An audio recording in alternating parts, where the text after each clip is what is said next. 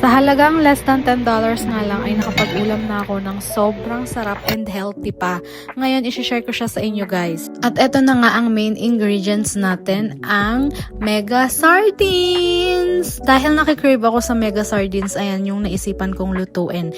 And unang step nga pala na ginawa ko ay nagpainit lang ako ng kawali sa apoy and kakailanganin din natin ng sibuyas, bawang, kamatis, lemon, and oil. Ayan na nga, nilagay ko na ang oil and hihintayin lang natin yan uminit and ilalagay ko na ang bawang. It's up to you guys kung ano ang gusto nyong unahin. Ako, bawang. And then nung nag-brown na siya, isunod ko na ang sibuyas and then mix lang. And then after nyan, mag-brown din, ilalagay na rin ang kamatis.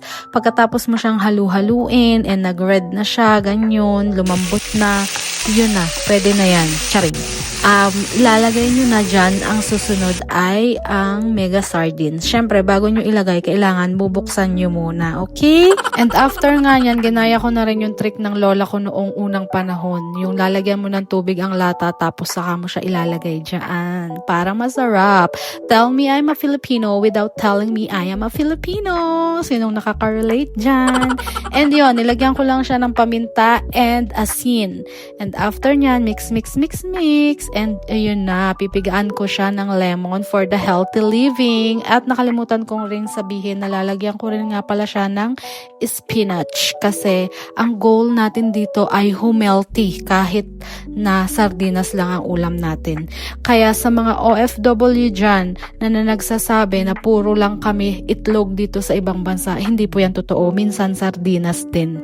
But kidding aside, as a temporary worker dito sa Canada na 2 years na rin, totoo naman din talaga siya. Minsan, itlog na lang ng itlog, nilagang itlog, pritong itlog, pero nasa sa amin na rin naman, or nasa sa atin na rin naman kung paano natin gagawing healthy yung pamumuhay natin dito habang napapagod, kumakayod, at sumasakit ang likod para lang makatulong at maitaguyod ang ating mga pamilya. Kaya naman sa mga kagaya kong OFW dyan, okay lang yan kung itlog or delata as long as alam mo kung paano mo i-balance yung diet mo at yung mga kinakain mo. At make sure, syempre, magpapa-general check-up tayo every 6 months. Para na rin ma-monitor natin yung ating kalusugan. Totoo naman na dito sa ibang bansa is trabaho lang ng trabaho. Kasi yun naman din talagang main goal ng lahat ng nag-iibang bansa, 'di ba? Pero naniniwala ako na nasa sayo ang pag-asa ng bayan. Na kahit na napapagod tayo sa kakatrabaho para sa ating mga pamilya, at the same time, kailangan din nating maging healthy para sa kanila. Yun lamang po at maraming salamat. Sana may natutunan kayo. Bye!